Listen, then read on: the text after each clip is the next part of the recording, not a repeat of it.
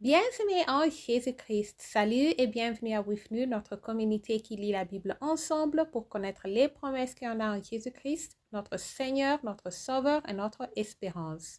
Nous continuons avec Luc chapitre 9. Mission des 12 apôtres.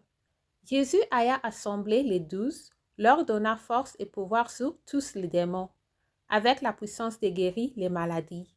Je tourne la page. Il les envoya prêcher le royaume de Dieu et guérir les malades. Ne prenez rien pour le voyage, leur dit-il, ni bâton, ni sac, ni pain, ni argent, et n'ayez pas de tunique. Dans quelque maison que vous entriez, restez-y, et c'est de là que vous partirez. Et si les gens ne vous reçoivent pas, sortez de cette ville et secouez la poussière de vos pieds, en témoignage contre eux.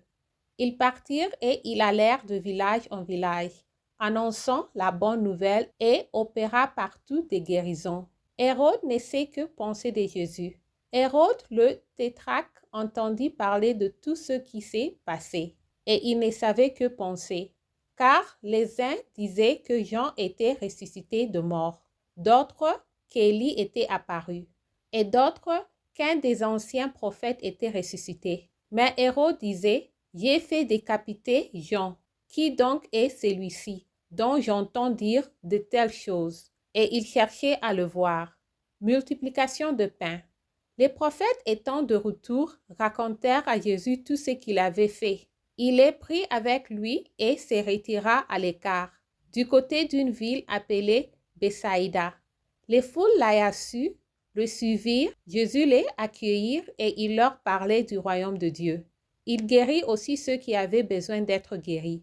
Comme le jour commençait à baiser, les 12 s'approchèrent et lui dirent: renvoie la foule afin qu'elle ait dans les villages et dans les campagnes des environs pour se loger et pour trouver des vivres, car nous sommes ici dans un lieu désert. Jésus leur dit: donnez-leur vous-même à manger. Mais ils répondirent: nous n'avons que 5 pains et 2 poissons, à moins que nous n'allions nous-mêmes acheter des vivres pour tout ce peuple.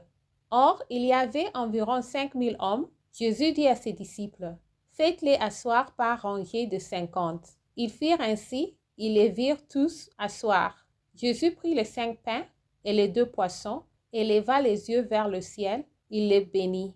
Puis il les rompit et les donna aux disciples, afin qu'ils les distribuassent à la foule. Tous mangèrent et furent rassasiés, et l'on emporta 12 paniers pleins de morceaux qui restaient. Opinion diverse sur le Christ. Confession de Pierre. Jésus annonce ses souffrances et sa mort. Un jour que Jésus priait à l'égard, ayant avec lui ses disciples, il leur posa cette question: qui dit-on que je suis? Ils répondirent: Jean-Baptiste, les autres Élie, les autres qu'un des anciens prophètes est ressuscité. Et vous, leur demanda-t-il, qui dites-vous que je suis? Pierre répondit: le Christ de Dieu. Jésus leur recommanda sévèrement de ne le dire à personne. Il ajouta qu'il fallait que le Fils de l'homme souffrit beaucoup, qu'il fût rejeté par les anciens, par les principaux sacrificateurs et par les scribes, qu'il fût mis à mort et qu'il ressuscita le 3e jour. Comment suivre Jésus? Puis il dit à tous: si quelqu'un veut venir après moi, qu'il renonce à lui-même, qu'il se charge chaque jour de sa croix et qu'il me suive. Car celui qui voudra sauver sa vie la perdra, mais celui qui la perdra à cause de moi la sauvera. Et que servirait-il à un homme de gagner tout le monde s'il se détruisait ou se perdait lui-même? Car quiconque aura honte de moi et de mes paroles, le Fils de l'homme aura honte de lui, quand il viendra dans sa gloire et dans celle du Père et des saints anges. Je vous l'ai dit en vérité, quelques-uns de ceux qui sont ici ne mourront point, qui n'aient vu le royaume de Dieu. La transfiguration. Environ 8 jours après qu'il eut dit ces paroles, Jésus prit avec lui Pierre, Jean et Jacques, et il monta sur la montagne pour prier. Pendant qu'il priait, l'aspect de son visage changea, et son vêtement devint d'une éclatante blancheur. Et voici 2 hommes s'entretenaient avec lui. C'étaient Moïse et Élie, qui apparaissant dans la gloire, parlaient de son départ qu'il avait accompli à Jérusalem. Pierre et ses compagnons étaient appesantis par le sommeil, mais s'étant tenus éveillés, Ils virent la gloire de Jésus et les deux hommes qui étaient avec lui. Au moment où ces hommes se séparaient de Jésus, Pierre lui dit, « Maître, il est bon que nous soyons ici. Dressons 3 tentes, une pour toi, une pour Moïse et une pour Élie. » Ils ne savaient ce qu'ils disaient. Comme ils parlaient ainsi, une nuée vint les couvrir et les disciples furent saisis de frayeur en les voyant entrer dans la nuée. Et de la nuée sortit une voix qui dit, « Celui-ci est mon fils élu, écoutez-le. » Amen.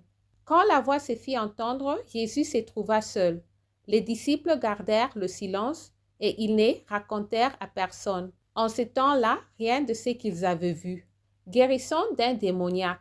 Le lendemain, lorsqu'ils furent descendus de la montagne, une grande foule vint au-devant de Jésus. Et voici du milieu de la foule un homme s'écria, « Maître, je t'en prie, porte les regards sur mon fils, car c'est mon fils unique. » Un esprit le saisit et aussitôt il poussa des cris.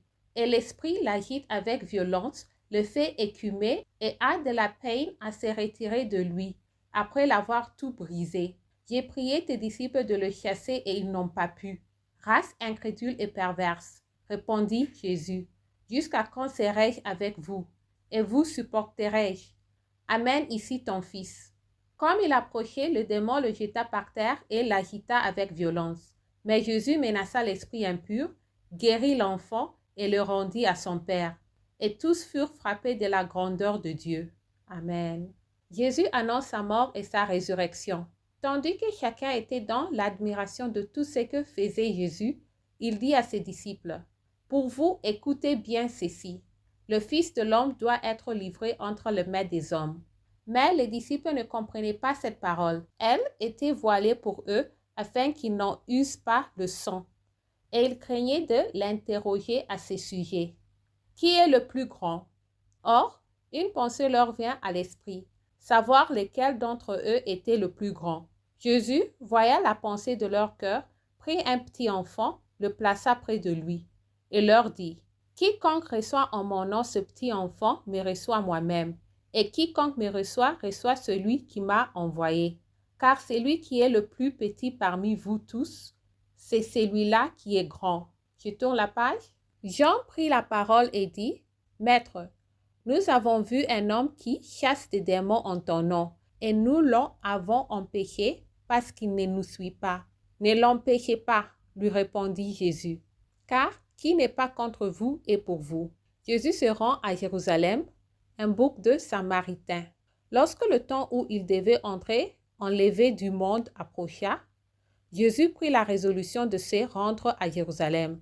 Il envoya devant lui des messagers qui se mirent en route et entrèrent dans un bourg de Samaritains pour lui préparer un logement. Mais on ne le reçut pas parce qu'il s'est dirigé sur Jérusalem. Les disciples Jacques et Jean voyant cela dire, « Seigneur, veux-tu que nous commandions que le feu descende du ciel et les consume? » Jésus se tourna vers eux et les réprimanda, disant, « Vous ne savez de quel esprit vous êtes animés, car le Fils de l'homme est venu, non pour perdre les âmes des hommes, mais pour les sauver. » Et ils allèrent dans un autre bourg. Comment suivre Jésus? Pendant qu'ils étaient en chemin, un homme lui dit, « Seigneur, je te suivrai partout où tu iras. » Jésus lui répondit, « Les renards ont des tanières et les oiseaux du ciel ont des nids, mais le Fils de l'homme n'a pas un lieu où il puisse reposer sa tête. » Il dit à un autre, « Suis-moi. » Et il répondit, « Seigneur, permets-moi d'aller d'abord ensevelir mon Père. » Mais Jésus lui dit, « Laisse le mort ensevelir leur mort, et toi, va annoncer le royaume de Dieu. » Un autre dit, « Je te suivrai, Seigneur, mais permets-moi d'aller d'abord prendre congé de ceux de ma maison. » Jésus lui répondit, « Quiconque met la main à la charrue et regarde en arrière n'est pas propre au royaume de Dieu. » Merci d'avoir lu ensemble. J'améliore mon français en lisant la Bible. Restez en Jésus-Christ et shalom.